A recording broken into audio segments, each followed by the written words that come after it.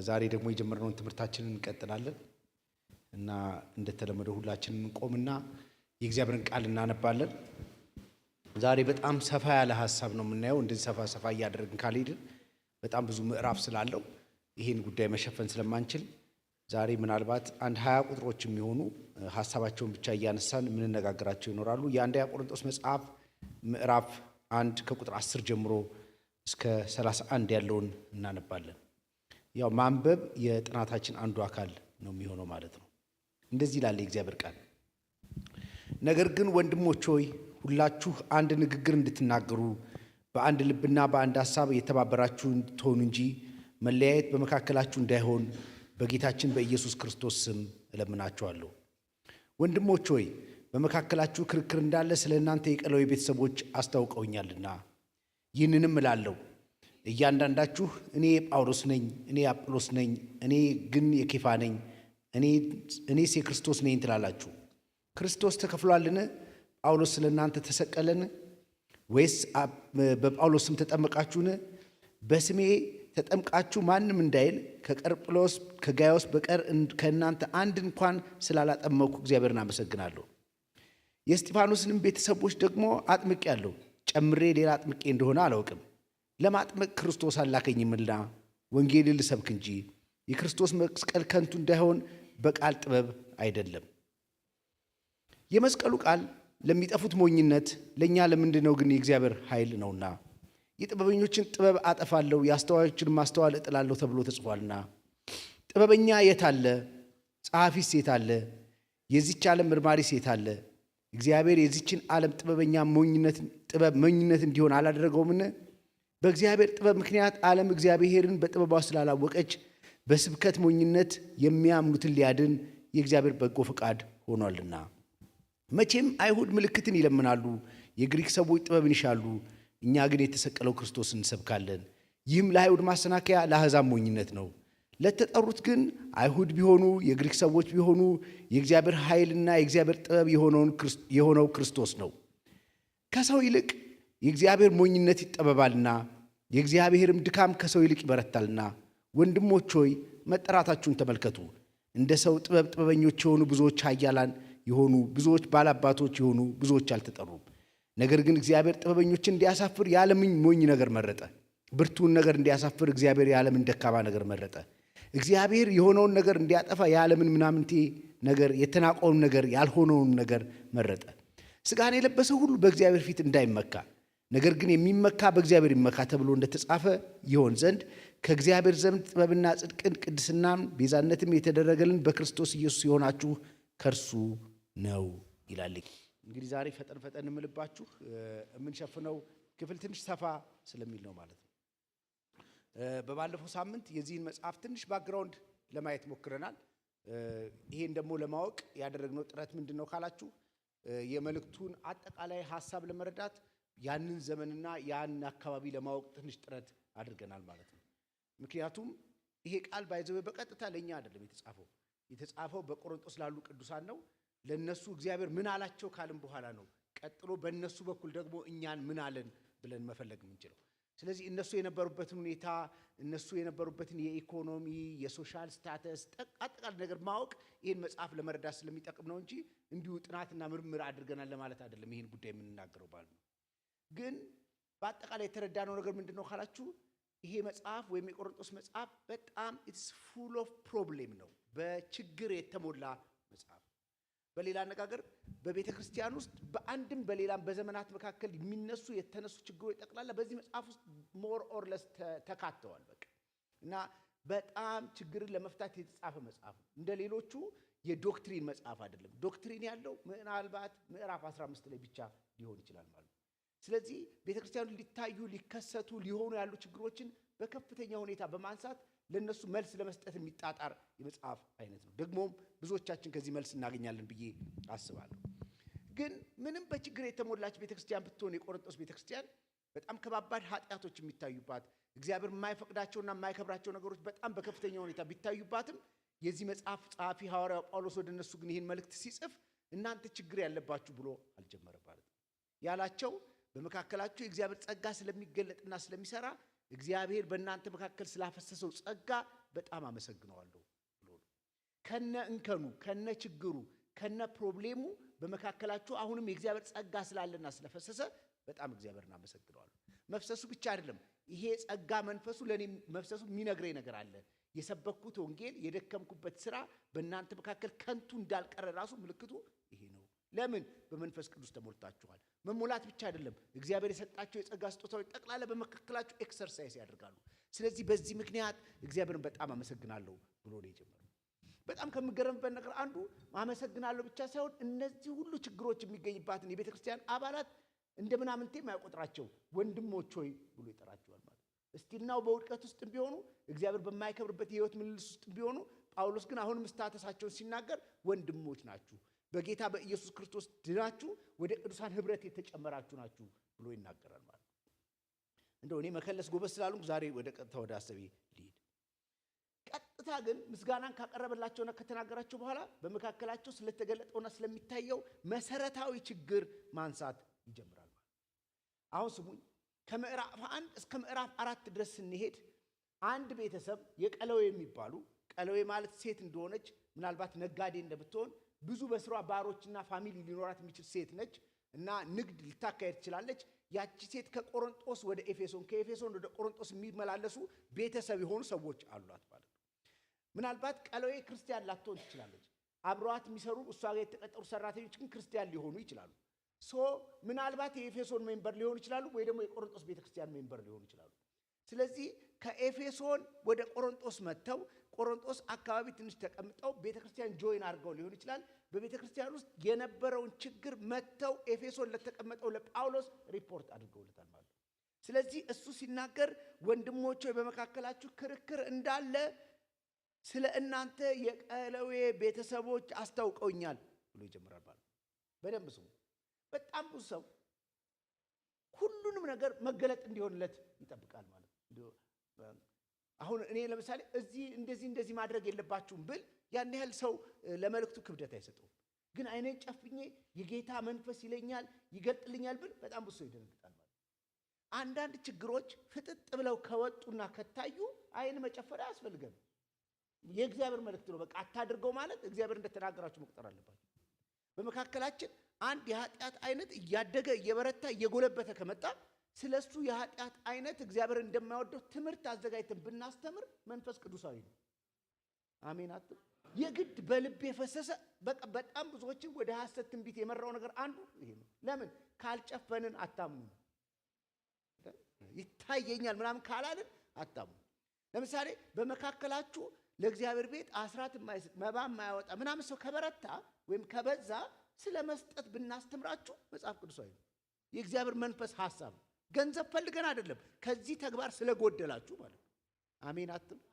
ስለዚህ ሁሉም ነገር በመንፈስ መታየት የለበትም። አሁን ጳውሎስ የሚነግራቸውን ችግሮች ጠቅላላ ስጸልይ እግዚአብሔር አሳይቶኝ ምናምን አይደለም የሚሉት። እናንተ መካከል የቀለዌ ቤተሰቦች መጥተው ነበረ፣ በመካከላችሁ የነበረውን ችግር ነግረውኛል። ምንድነው ችግር ሲባል በመካከላችሁ መለያየት እንዳለ፣ ክርክር እንዳለ ነግረውኛል ብሎ ይናገራል። ግን ከዛ በፊት አንድ ነገር ይናገር።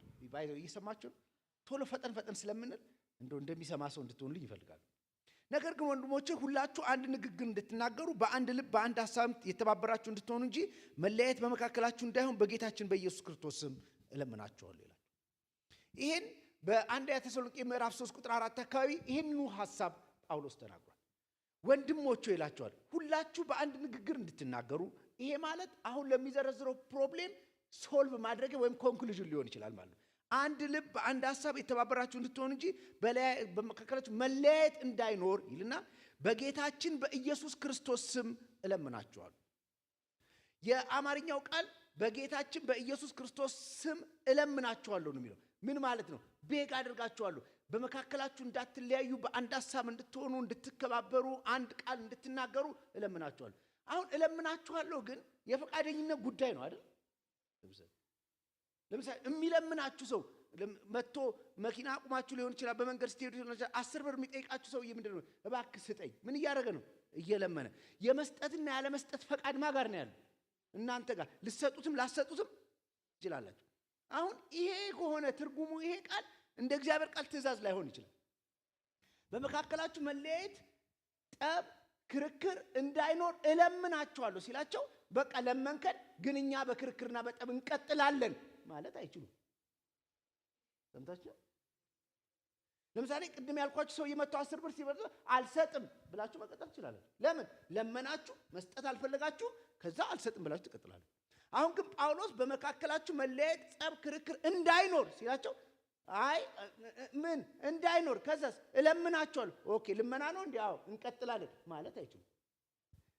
በግሪክ ስትመለከቱት አፒል አደርጋለሁ፣ ይሄን እንድትፈጽሙት አዛለሁ እንደማለት ሰምታችኋል። ቤጊንግ አይደለም፣ ልመና አይደለም፣ ባካችሁ አድርጉት አይደለም። በእግዚአብሔር ፊት ጸብ፣ ክርክር፣ መለያየት ስለማይፈቀድ በመካከላችሁ ያለውን ጸብ፣ ክርክር፣ መለያየት እንድታወጡ አፒል አደርጋለሁ። ሊያውም ደግሞ በተሰጠኝ ሐዋርያዊ ስልጣን ብቻ ሳይሆን በጌታችንና በመድኃኒታችን በኢየሱስ ክርስቶስ ስም ይሄን አፒል አደርጋለሁ። ልክ የመገሰጽ ያህል የመንቀል ያህል ከመካከላችሁ በጌታ በኢየሱስ ክርስቶስ ይውጣ የማለት ያህል ይሄ ጉዳይ በመካከላችሁ እንዳይኖር አፒል አደርጋለሁ። እለምናለሁ ሲባል የፈቃደኝነት ጉዳይ አይደለም። ሰምታችሁ?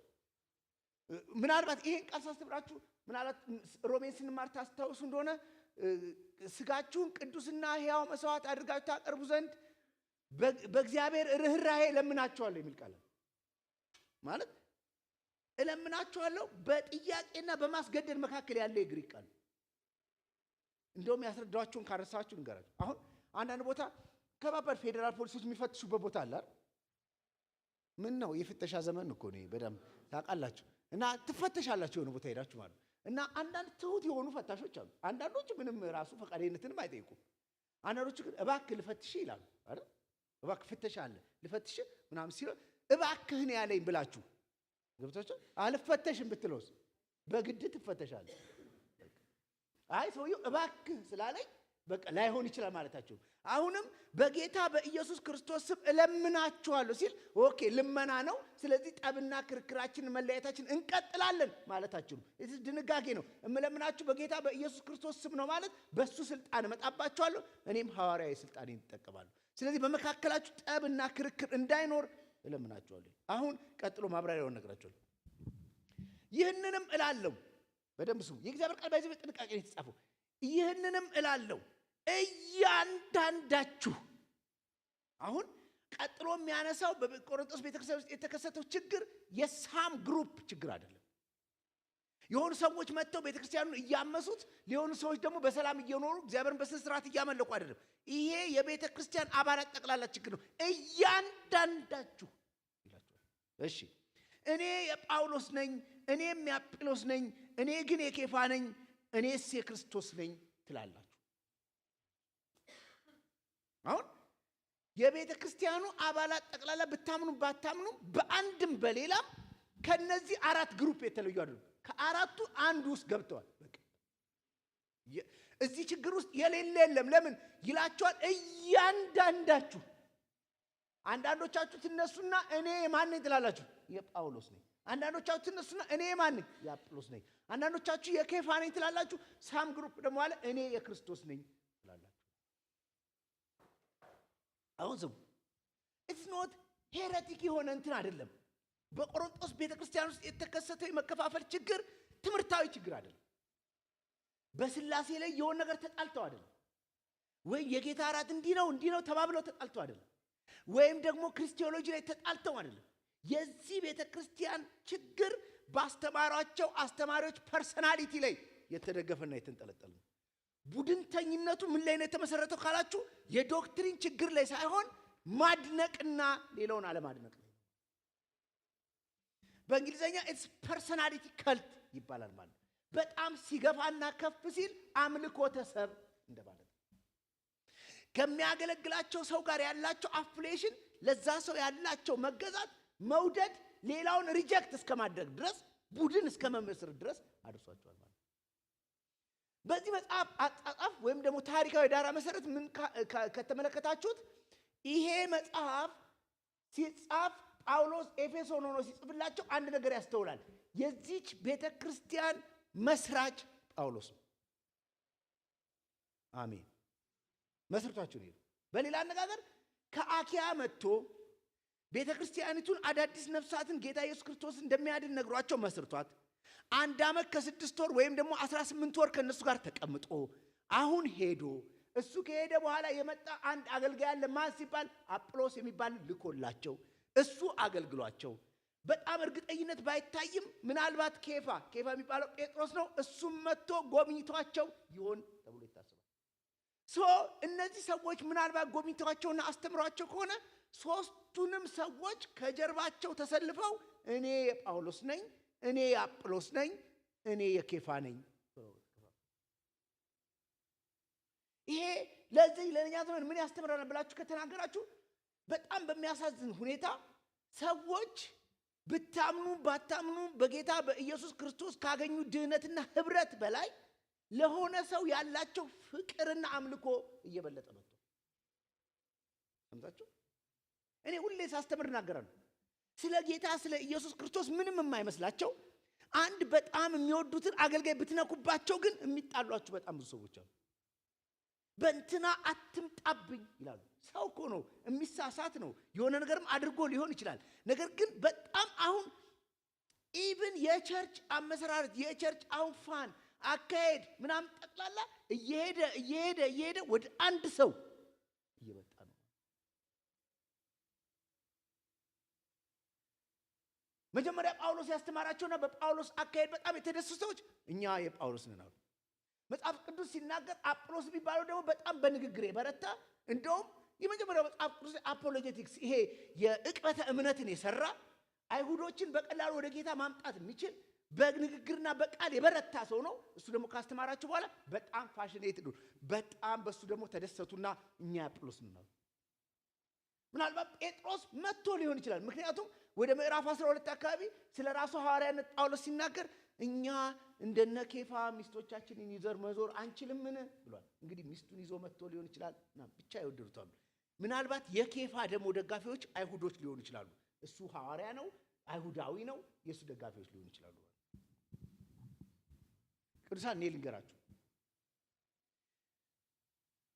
የእግዚአብሔር ቃል ሲናገር እግዚአብሔር የጠራን ምዕራፍ 1 ቁጥር 9 ላይ ያየነው ወደ ልጁ ወደ ክርስቶስ ኢየሱስ ህብረት ነው። አሜን ለምን አትሉ?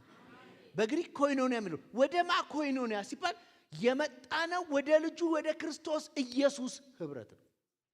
አሜን አትሉ? እኔ ማንንም እዚህ ያላችሁትን አላቅም።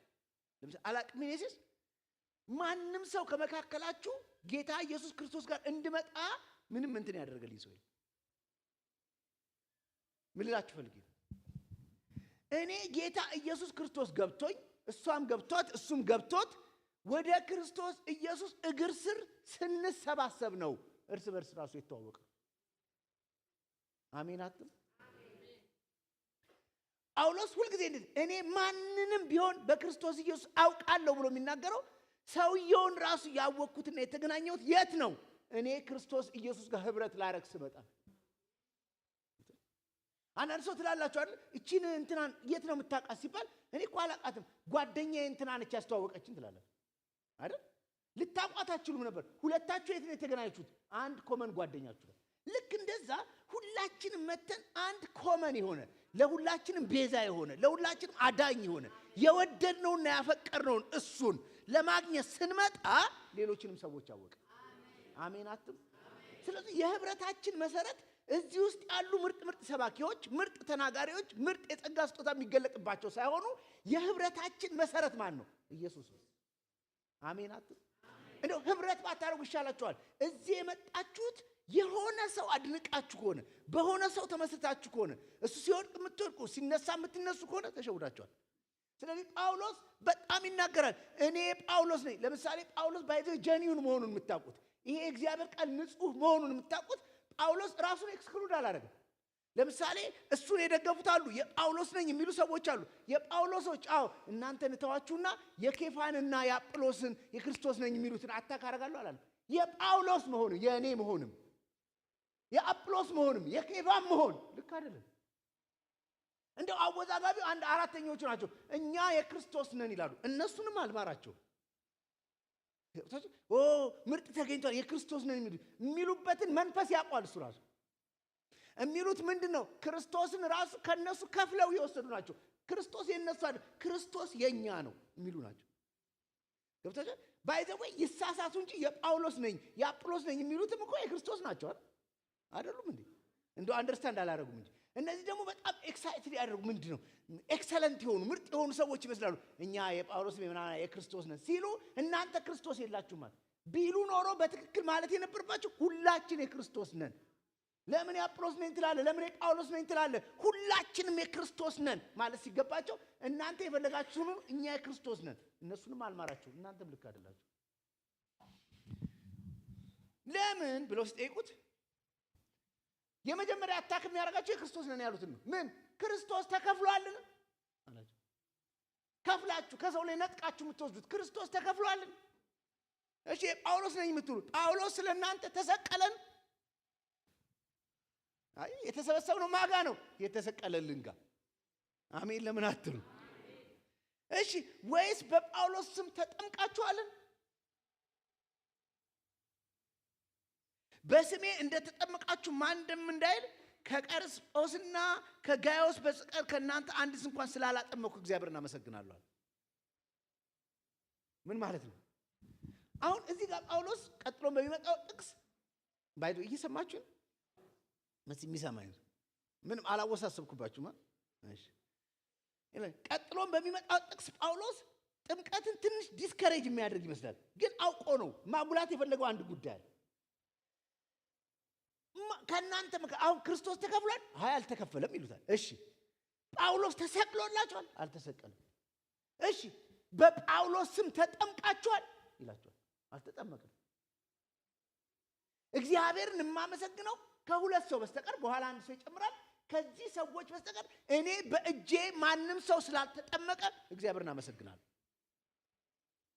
ማጥመቅ ኃጢአት ነው እንዴ? በደል ነው እንዴ? ባለማጥመቃችሁ እንዴት እግዚአብሔርን ታመሰግናላችሁ? ኖ በጣም ብዙ ሰው ባጠምቅማ ኖሮ ጠቅላላ ስሙን በሌላ ያደርገው ነበር ነው የሚለው ጳውሎስ። እንኳን አላጠመቁ። ጥምቀት ማለት ጌታ ኢየሱስ ክርስቶስን ካመናችሁና ከተቀበላችሁ በኋላ ከእርሱ ጋር ህብረት እንዳላችሁ ዲክሌር የምታደርጉበት ነው፣ የምታውጁበት ነው አይደል? ጥምቀት እኮ እንደዛ ነው። ምን ይቀድማል? በክርስቶስ ኢየሱስ ማመን፣ እርሱን መቀበል። ከዛ ወስደው ሲያጠምቋችሁ ምን እያደረጋችሁ? እኔ ከክርስቶስ ጋር ምን አድርጌያለሁ? ተቀብሬያለሁ። ስትወጡስ እኔ ከክርስቶስ ጋር ደግሞ ተነስቻለሁ። ስለዚህ እኔ የማን ነኝ እያላችሁ ነው። ብኖር ለሱ ነው። ለምን? ለሱ ሞቻለሁ እያላችሁ እኔ አንድ ሁለት ሰው አጥምቄያለሁ ሳጠምቃቸው እኔ ለጳውሎስ ሞቻለሁ ነው እንደሚሉት። እንዴት እንደዚህ ይላሉ? እኔ ስነሳ ከጳውሎስ ጋር ተነስቻለሁ፣ ስለዚህ አይ አም ቢሎንግስ ቱ ፖል ሊሉ ይችላሉ? አይችሉም።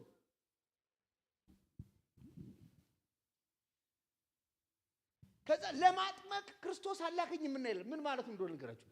ወንጌልን ልሰብክ እንጂ የክርስቶስ መስቀል ከንቱ እንዳይሆን በቃል ጥበብ አይደለም ይላል።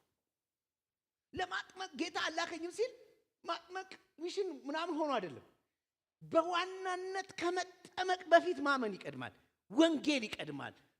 እኔን እግዚአብሔር የላከኝ ለወንጌል አገልግሎት ነው። ከዛስ ይሄን የማጥመቅ ስራ ቀጥሎ ያሉ የቤተ ክርስቲያን ሰዎች ሊሰሩላችሁ ይችላሉ። እኔ ስመጣ ኢየሱስን እንድታውቁልኝ ነው የመጣሁት። የትባይት ዶክትሪናል አሁን ቅዱሳን እኔ ልንገራችሁ፣ ፐርሰናሊቲ ከልት ከያዛችሁ፣ በሰው ላይ ከተንጠለጠላችሁ፣ እኔ እንትና ሲሰብክ ነው የሚመቸኝ እንትና አይመቸኝም ካላችሁ በእውነት ያልገባችሁ ትልቅ ነገር አለ።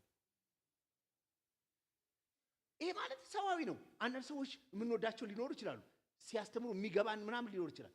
ሰው ግን ገባ ማለት ከሱ ትከታተላለህ ማለት የሱን ነገር ትወዳለህ ማለት ሰውየው አምላክ ሊሆን አይችልም። ሌላ ሰው መስማት እስኪያቀት ድረስ የዛ ሰው ፖሰሲሽን ካለብህ አደጋ ውስጥ። በጣም አገልጋዮች አሁን የተሸወድነው ነገር ጠቅላላ ሰዎችን ወደ ራሳችን የማሳደግ እንዲወዱን የማድረግ። ቆይ ስሙ፣ የመጽሐፍ ጥናትን ከምወድበት ነገር አንዱ መጽሐፍ ጥናት ባይሆን አሁን ለምሳሌ ቆሮንቶስ እያጠናን በምዕራፍ 1 ምዕራፍ 2 ምናምን ባንሄድ ዝም ብዬ ልሰብክ አንድ ርዕስ ይዤ ብመጣ በተቻለ መጠን እኔ ልትወዱ የምችሉበትን ጉዳይ ነው ማድረግ። ገብቷችኋል? እኔ ግልጽ ስለሆንኩ ነው የምነግራችሁ። ልትወዱ ማለት ሊቀናኝ የሚችለውን ሳልንተባተብ በደንብ ላወራው የምችለውን በደንብ ያጠናሁትን ጉዳይ ምናምን ነው ይዤ መጣ። መጽሐፍ ጥናት ውስጥ ግን እምንምረው ወይም እምንዘለው ምንም ቶፒክ የለም። ለምሳሌ እንመጣለን ቀጥሎ ዝሙት የሚባል ቶፒክ አለ። ምን ልናመልጠው አንችልም፣ እንማረዋለን። አሜን። እዚህ በደንብ አሜን በሉ። አንማረው ግድ ይሆናል።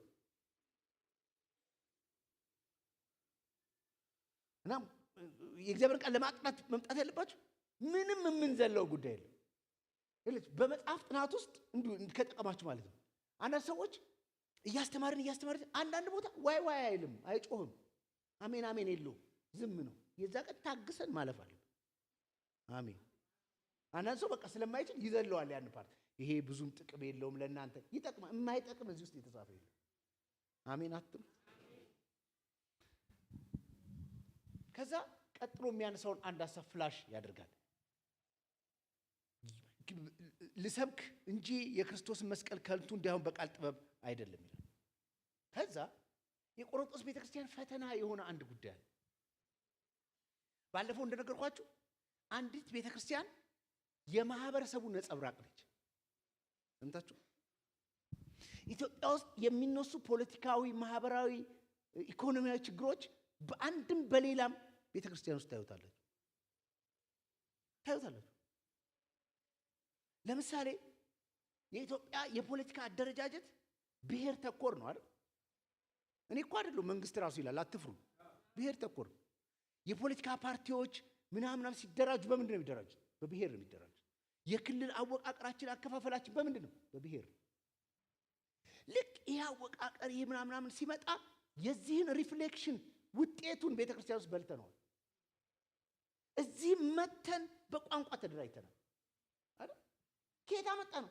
እዛ ያለ ፕሮብሌም ሪፍሌክት አድርጎ እዚህ አግኝቶናል።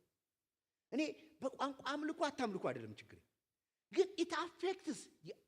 ከዛም አልፎ ይሄ ጉዳይ እየሰፋ ከሄደ ከቋንቋም ይጠብና የሆነ ቡድናዊ ግሩፕ ራሱ ይመሰረታል። ለምን? ይሄ ችግር ከየት ነው የመጣው ሲባል ውጪ ሪፍሌክት አደረገ፣ እዚህ መጣ። ኢኮኖሚያዊ ችግር ይመጣል፣ አስተሳሰባዊ ችግር ይመጣል። ቆሮንቶስም አሁን እንደዚህ የሚያምሳት በቆሮንቶስ ሀገር ውስጥ ወይም ከተማ ውስጥ የሚታየው ችግር ቤተክርስቲያን ውስጥ ይመጣል። እኔ አጵሎስ ነኝ፣ እኔ ጳውሎስ ነኝ ዝም ብሎ የመጣ እንዳይመስላችሁ። እኔ የሶቅራጠስ ነኝ፣ እኔ የፕሉቶ ነኝ፣ እኔ የአርስቶትል ነኝ። የፍላስፎቻቸው ተከታዮች እንደዚህ ይላሉ። የፕላቶ አድናቂ ሶቅራጠስን አይከተልም፣ የሶቅራጠስ አድናቂ ሌላውን አይከተልም። ስለዚህ ከጀርባቸው የራሳቸውን ፈላስፋ ያደርጉና እኔ የእንትና ደጋፊ ነኝ ይላሉ። ያንኑ ይዘው የቆሮንቶስ ሰዎች እኔ አጵሎስ ነኝ፣ እኔ ጳውሎስ ነኝ፣ እኔ ኬፋ ነኝ አሉ። እነሱስ እንደው ደህና አገልጋይ ነው ያገኛቸው። እኛ ደግሞ አገልጋዮቹ ሳንቀር ወጥረን የኔ እንዲሉ ነው የምንሰራው።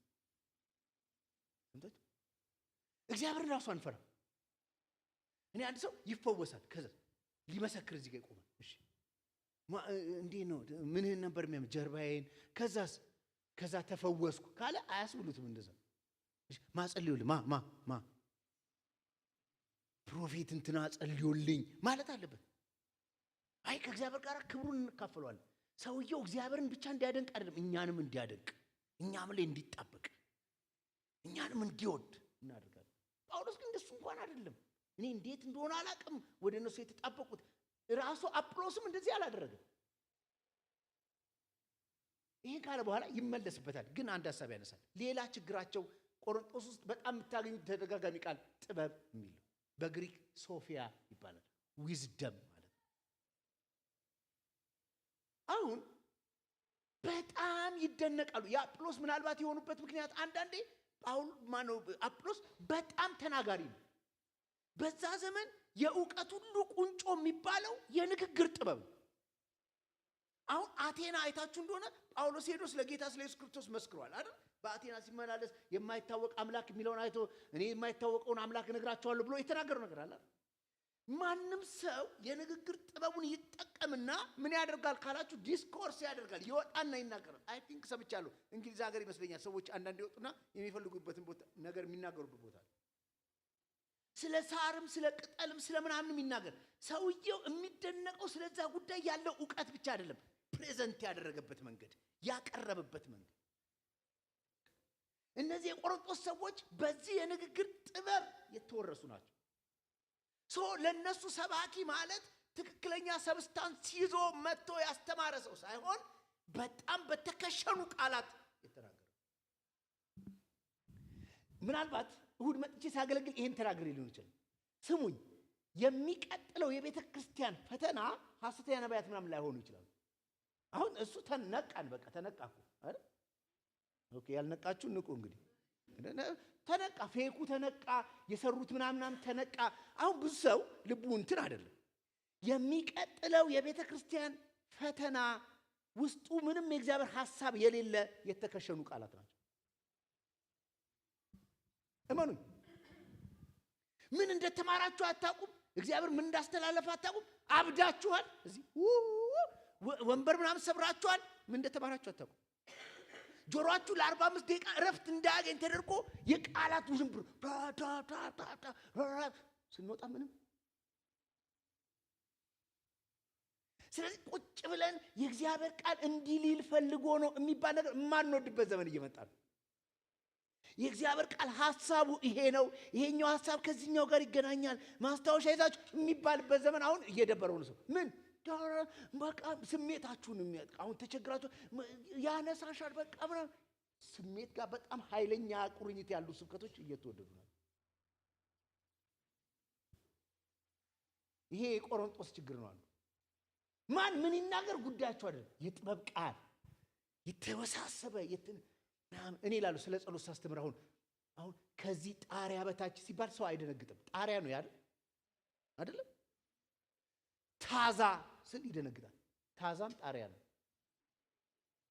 ታዛ ስል ከባድ መገለጥ ያመጣው ምንም ታዛ ጣሪያ ነው። በቃ እንደዚህ የሚሏቸው ሰዎች ይመጣሉ። ይሄ ታዛ ምናምን ሲል ከባድ ነገር እየተገለጠ ይመስላል። ምንም ታዛ ጣሪያ ነው እምለው ሰማችሁ? ቃላት ጫወት። ቆሮንቶስ እንደዛ ነው፣ ይወደዳል። ቃላት እንዲህ ሲከሸን ወዳውድ ሲሯር ይወደዳል። እሱ ነው አሁን የሚያነሳው። የመስቀሉ ቃል ለሚጠፉት ሞኝነት፣ ለኛ ለምንድነው ግን የእግዚአብሔር ኃይል ነው። አሁን ስሙ፣ የቱ የመስቀሉ ቃል። የመስቀሉ ቃል ማለት ነው እግዚአብሔር በክርስቶስ ኢየሱስ በመስቀል ላይ የሰራው ስራ ለሚጠፉ ሰዎች፣ በዚህ ዓለማዊ ጥበብ ለተያዙ ሰዎች እግዚአብሔርም ሰውም የከሰረበት ጉዳይ ነው። ለኛ ብርሃን ለበራንና ለዳንን ሰዎች ግን የእግዚአብሔር ጥበብ ብቻ አይደለም ኃይልም ነው። አሜን አትሉ? ደልብሬት ነው፣ ኃይል ነው። አሁን በሚቀጥሉ ቃላት ነው የሚብራራው። የጥበበኞችን ጥበብ አጠፋለሁ፣ ከኢሳይያስ መጽሐፍ ነው የሚወስደው። የአስተዋዮችን ማስተዋል እጥላለሁ ተብሎ ተጽፈውና ጥበበኛ የታለ? ጸሐፊስ የታለ? የዚች ዓለምስ መርማሪ የታለ? እግዚአብሔር የዚችን ዓለም ጥበብ ሞኝነት እንዲሆን አላደረገውም።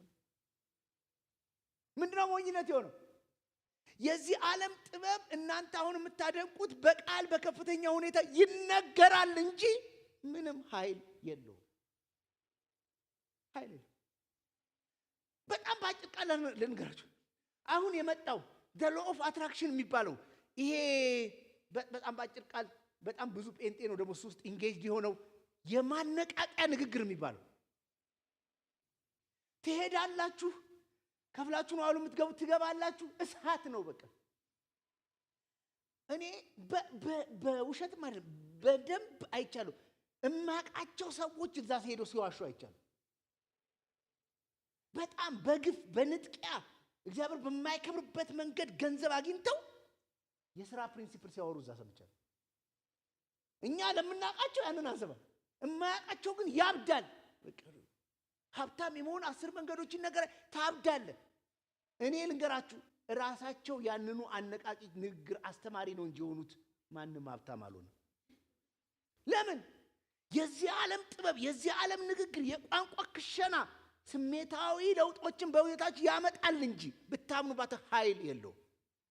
እሱ ግን የሚለው ኢየሱስ ክርስቶስ በመስቀል ላይ የሰራው ስራ በእግዚአብሔር አብ ዲዛይን የተደረገውና የታሰበው ያ ስራ ንግግር አይደለም፣ ተግባር ነው።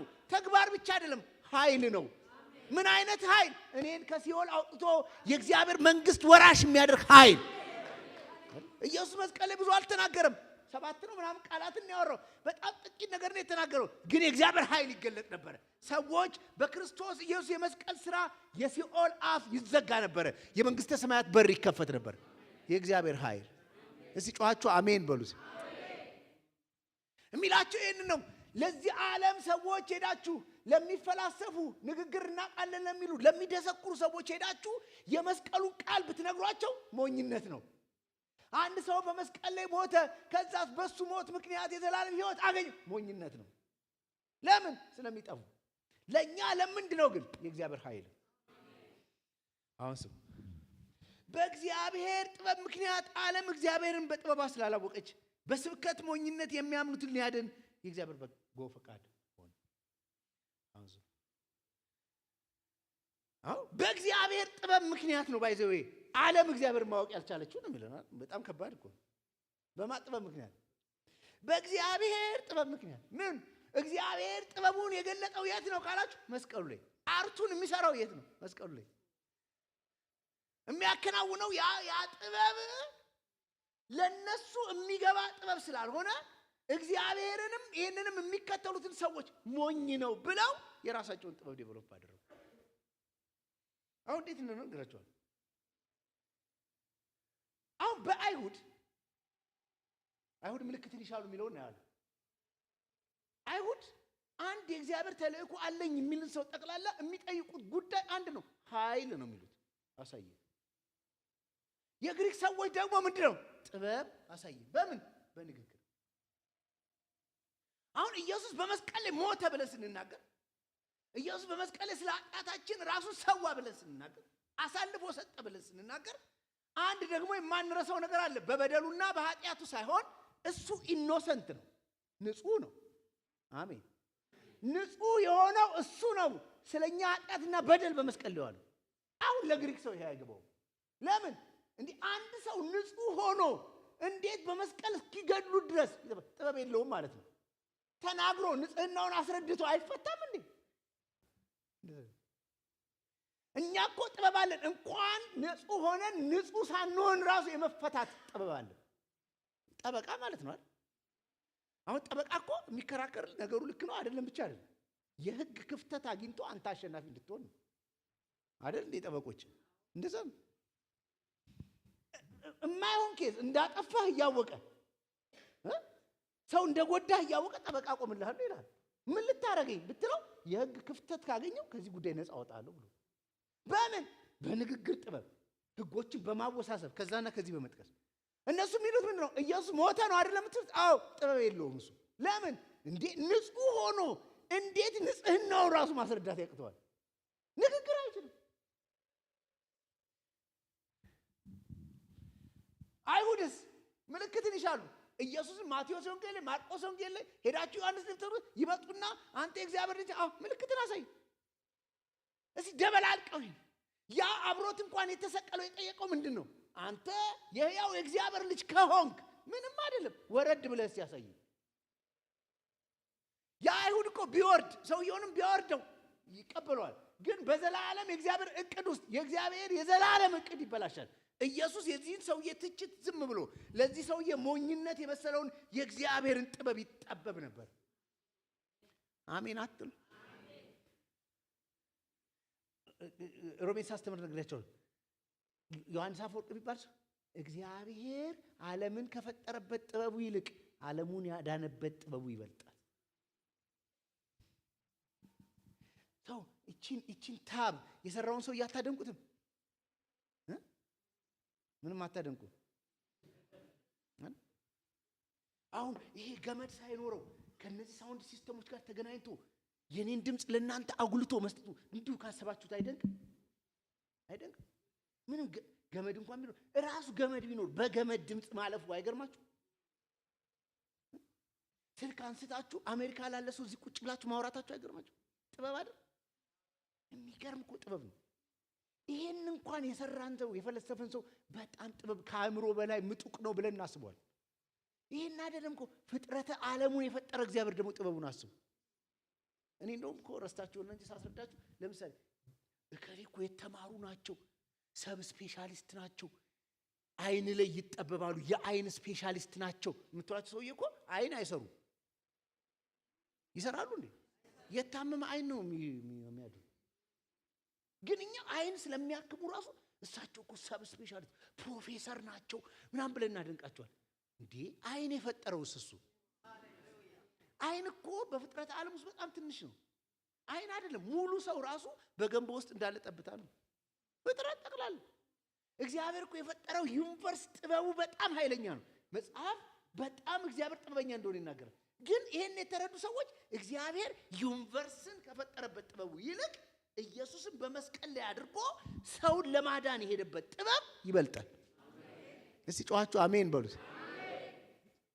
ተጠቦ ነው ያዳነን ኢየሱስ፣ ጥበብ አድርጎ ነው። ይሄን ግን ሰዎች ሞኝነት ብለው ይጠሩታል። ኦን ዘ ሪቨርስ ደግሞ በተቃራኒው እግዚአብሔር ይሄንን የሚናገሩትን ሰዎች ደግሞ ሞኝ ይላቸዋል። አሁን አይሁድ ምልክትን ይሻሉ። ምንድነው የሚያደርጉት? ምልክትን ይፈልጋሉ። የግሪክ ሰዎች ጥበብን ይሻሉ። ምን ያደርጋሉ? የግሪክ ሰዎች ጥበብን ከተናገር ጌታን ይቀበሉላል። አይሁዶች ምልክትን ብታደርግ፣ እኛ ግን አላቸው እሺ የተሰቀለውን ክርስቶስን እንሰብካለን።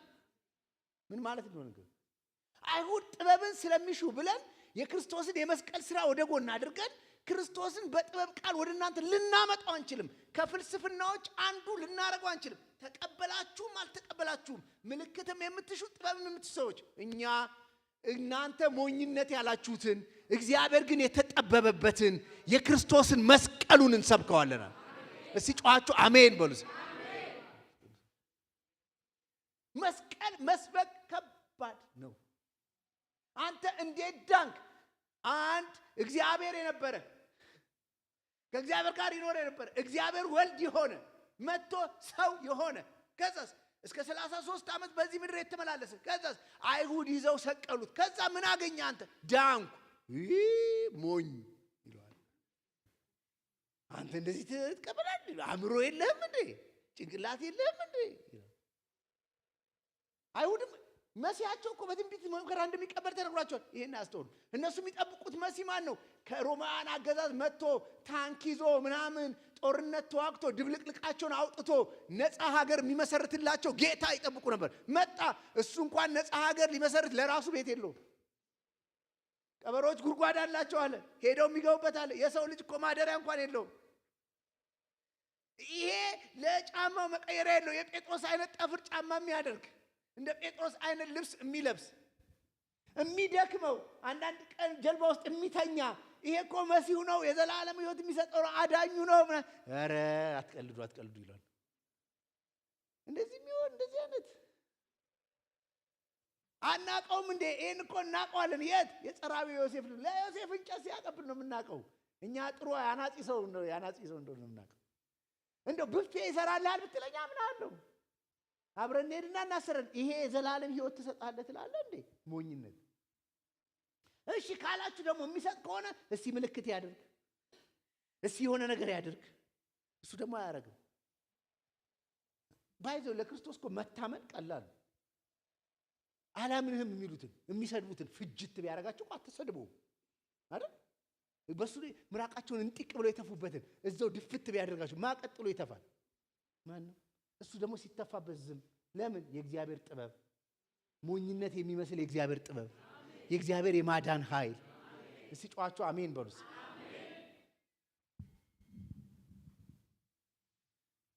በጣም የብዙ ቤተክርስቲያንና አገልጋዮች ስሎጋን ሆኖ ያዋሉ ይሄ እንደመፈክር። እኛ ግን የተሰቀለውን ክርስቶስን እንሰብካለን። ዋት ዱ ዩ ሚን? ምን ማለት?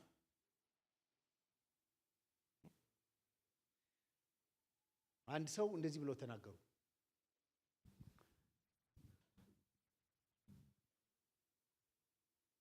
መስቀል መስበክ ማለት የእግዚአብሔር ኃይል መጥቶ የሰው ልብ እስካልነካላችሁ ድረስ በዚህ ዓለም ውስጥ የመጨረሻ ሞኝነት ነው።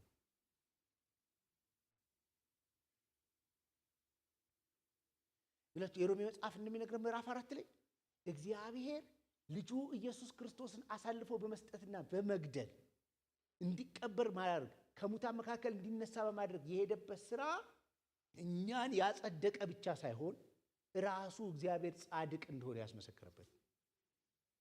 ሰምታችሁ? የኛ ጽድቅ ብቻ የተሰራበት ሳይሆን የእግዚአብሔርም ጽድቅ የቆመበት ነው። እግዚአብሔር ጻድቅ መሆኑን ያስመሰከረበት። እግዚአብሔር እንደ እግዚአብሔርነቱ እንደ ኃይሉ እንደ ችሎቱ እንደ ታላቅነቱ መጠን ከሰማይ ሆኖ የበደላችሁ እናንተ ናችሁ ትቼዋለሁ ግቡ ማለት ይችላል። በቃ ታርቀናል ማለት ግን ጻድቅ አይሆንም። እግዚአብሔር የሚጥሰው የሚያበላሸው ነገር ይኖረዋል። ኢየሱስ ክርስቶስን በመስቀል ላይ ሲገድለው የራሱንም ጽድቅ እያስጠበቀ እኛን ብቻ ጻድቅ እያደረገ አያችሁ። ሲጠበብ እግዚአብሔር ሲጠበብ ጥበቡን አያችሁ። እኛ የተሰቀለውን ክርስቶስን እንሰብካለን ማለት በመሃል ኢየሱስ የሚል ቃል እናመጣለን ማለት አይደለም። አንዳንድ ሰው ጌታን ዛሬ ሰበክ ነው ይላቸው። እንዴት? መሃል ላይ ኢየሱስ ስላለ ባይዘው የሥጋንም የራስንም ሐሳብ እየተናገርክ በኢየሱስ ማሳበብ ትችላለህ። አሁን የሚተነበይባችሁ ሐሰት በማስም ነው፣ በሱ ስም ነው። ሰው ኢየሱስ ስላለ እውነት እየሰበከ ነው ማለት ምን ማለቱ ነው? እኛ የተሰቀለው ስፔሲፊካሊ እኛ እንጀራ የሚያበዛውን አይደለም አሁን ይላችኋል። እናንተ ምን ሰው እንጀራ የሚያበዛው ብዙ ሰው ይወደዋል። የማይገባው ኢየሱስ እኮ 2 ዓሣና 5 እንጀራ 5000 ሰው መገበ ሲባል ኃይሉ አይታያችሁ? አረ ይሄንንማ መከተል ነው የሚል ነገር አይመጣባችሁ? ምንም እንጀራ አገዛ ምን አገዛ በቃ በየቀኑ መከተል። ኢየሱስ እኮ አልዓዛርን ከመቃብር አወጣው ደስ አይልም? እኔ ምን ችግር ይሄን ነው መከተል ብሞትም ያስነሳኛል እያልኩ ብለህ ጳውሎስ ግን እናንተን ለማባበል ተብሎ እንደዚህ አይነት ጉዳዮች አለ በእናንተ መካከል ሞኝነት የምትሉትን ጥበብ እንሰብካለን። ማን? የተሰቀለውን። አሜን አትም ቅዱሳን የክርስቶስ የመስቀል ስብከት ከቤተ ክርስቲያን ከወጣ ቤተ ክርስቲያን ገበያ ነች። የሰዎች ፍላጎት ብቻ የሚደሰኮርባት። የክርስቶስ መስቀል ብቻ አይደለም። እናንተ ራሳችሁ የራሳችሁ መስቀል ተሸክማችሁ ሂዱ ይላል። ተከተሉ። በሌላ ነገር መከራ አልባ መከራ ፍሪ መከራ የሌለበት የክርስትና ጉዞ ከተሰበካችሁ እመኑኝ ቤተክርስቲያን ላይሆን ይችላል።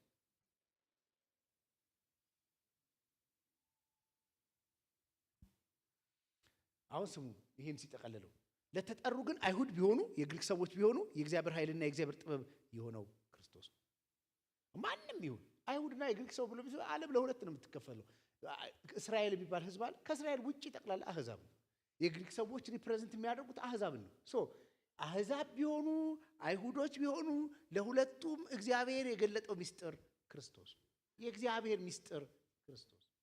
አሜን አትም ሌላ ሚስጥር የለም። አሁን የመጨረሻውን ቃል ይነግራቸዋል። ከሰው ይልቅ የእግዚአብሔር ሞኝነት ይጠበባልና የእግዚአብሔርም ድካም ከሰው ይልቅ ይበረታል ይላል። በቃ ማስተዋል ያለባችሁ እግዚአብሔር በባህሪው ሞኝ አይደለም፣ ሆኖም አያውቅም አይደል? እንኳን እግዚአብሔር አንዳንዶቻችን እዚህ ሞኝ አይደለም። እንዲሁ ስታስቡት እግዚአብሔር ሞኝ ይመስላችሁ?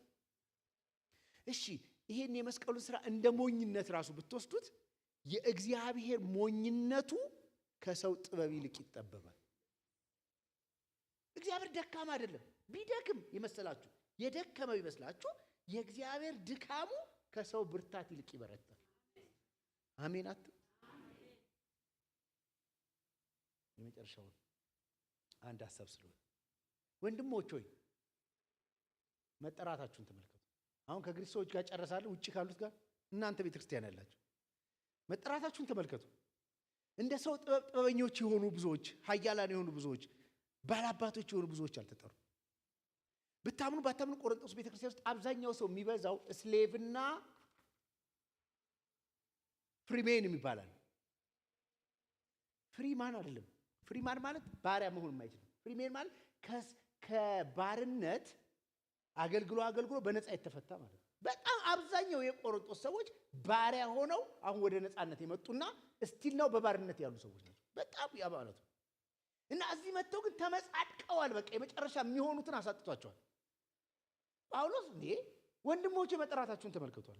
እንዴት እንደ ሰው እኮ ጥበብ አሁን ውጪ እንደምናወራው ጥበበኞች የሆኑ አልተጠሩም። ኃያላን የሆኑ አሉ እዛ በሀብት በእውቀት በምናምን ኃያል የሆኑ እያሉ ኃያላን አልተጠሩም። ባላባቶች አሉ፣ ባላባቶች አልተጠሩም። ከዛ ማንን ጠራ? እግዚአብሔር። ነገር ግን እግዚአብሔር ጥበበኞችን እንዲያሳፍር የዓለም ሞኝ ነገር መረጠ። አሁን እዚህ የምትመኩ ካላችሁ መጽሐፍ ቅዱስ የሚላችሁ ምንድነው ካላችሁ የዓለም ሞኝ ነው እዚህ የተሰበሰቡ። አሜን። የድሮ ስታተሳችሁ ንገረኝ ካላችሁ እኔንም ጨምሮ እናንተ ምን ነበራችሁ? የዓለም ሞኝ። ጊኔስ ቡክ ላይ ብንወዳደር አንደኛ የምንወጣው በሞኝነት ነበር። ብርቱ ነገር እንዲያሳፍር የዓለም ደካማ ነገር ሌላ። አሁን እዚህ የመጣችሁ ቀላል እዚህ የተሰበሰብን ብንወዳደር ኖሮ የመጨረሻውን ውራ ሰልፍ የምንይዝ ደካማ። አሁን እዚህ መጣችሁ ታጥባችሁ ጸድታችሁ እግዚአብሔር አንዳንድ ነገር ገልጦላችሁ አእምሯችሁ ብሩህ ሆኖ የምትመላለሱ ሰዎች እዚህ እየተመካችሁ ከሆነ የዓለም ደካማ ነበራችሁ፣ የዓለም ሞኝ ነበራችሁ።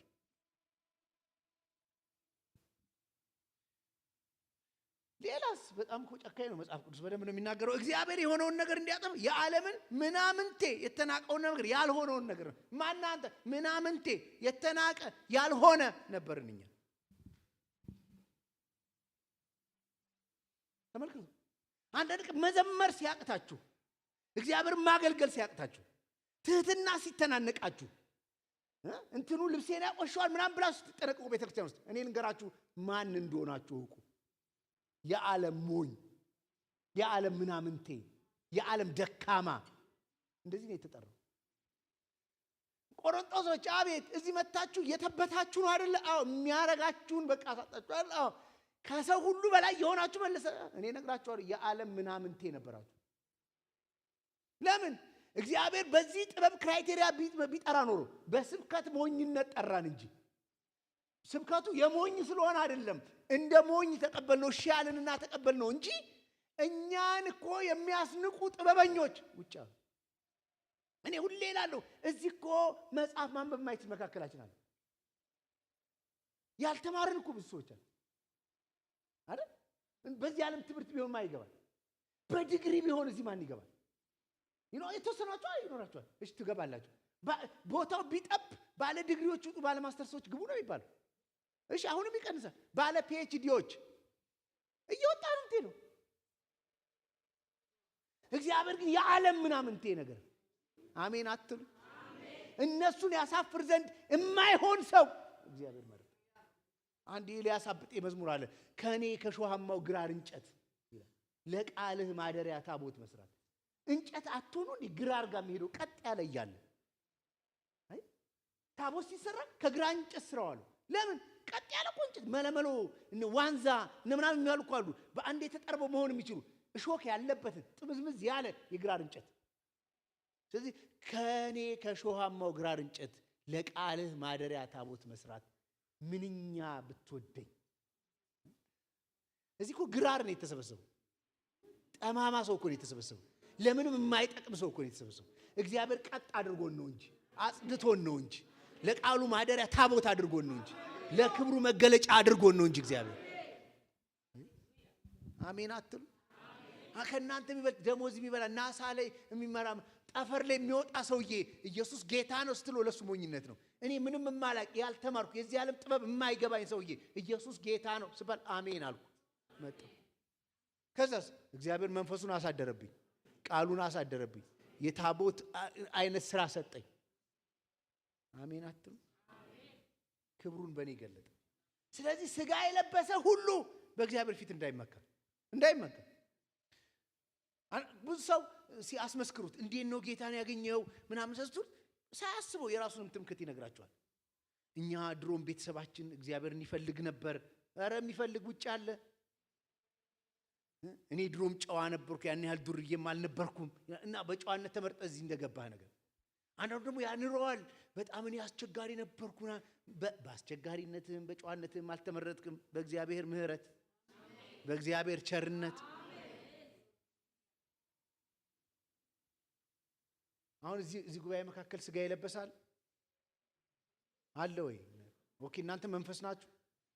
ስጋ ይለበሳል ሲያጠቃሉ ስጋ የለበሰ ሁሉ በእግዚአብሔር ፊት እንዳይመካ። ግን መመካት የፈለገ ሰው ካለ የሚመካ እንደው ትምክህት ያስፈልገኛል ካለ የሚመካ በእግዚአብሔር ይመካ። በእግዚአብሔር በምኑ በማዳን ስራው ይመካ።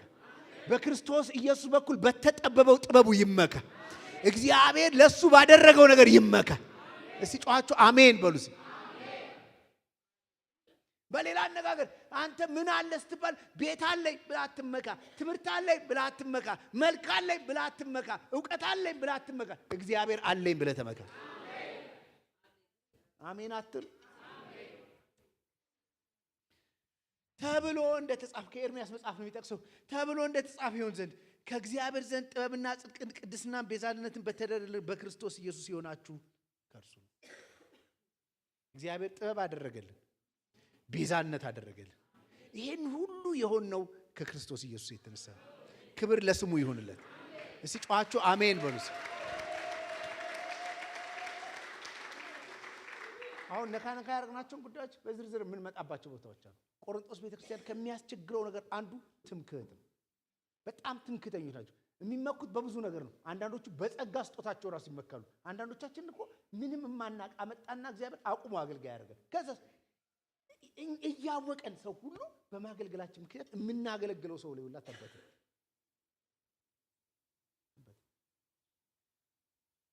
እኮ ተው። ይሄ ሌላውን ነገር ተውት።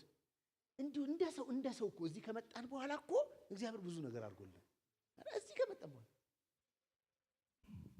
እዚህ ከመጣን በኋላ እኮ ሰው አክብሮናል፣ ሰው አግኝቶናል፣ ጓደኛ የሚሆነን ሰው አግኝተናል ምናምን። እዚህ መተን እግዚአብሔር አጽድቶን ሰው አድርጎን በልጁ አድኖን እዚህ መጥቶ ትቢት ምንድነው? ትምክህት ምንድነው? ይሄን የመስቀል የሚያክል ስርዓት ታችሁ በዘር መመካት ምንድነው? የኛ ዘር ጽድት ያለ ነው ምንድነው? የሌላውስ ምንድነው? የሚመካ አንዳንድ ሰው ባለው ገንዘብ የሚመካ ይሄ ባለፈ ባገደምኩት ይሄ ቤት የኔ ነው ይላል እና አበልጣችኋለሁ ነው ምናምን። እዚህ ቤት እኮ ቤት ስላለን ካርታ እየታየ አልገባን። አሜን። ዕውቀት እየታየ አልተገባም። ምህረትና ቸርነት ክብር ለስሙ ይሆንለት። ቆመን በእግዚአብሔር ፊት እንጸልያለን።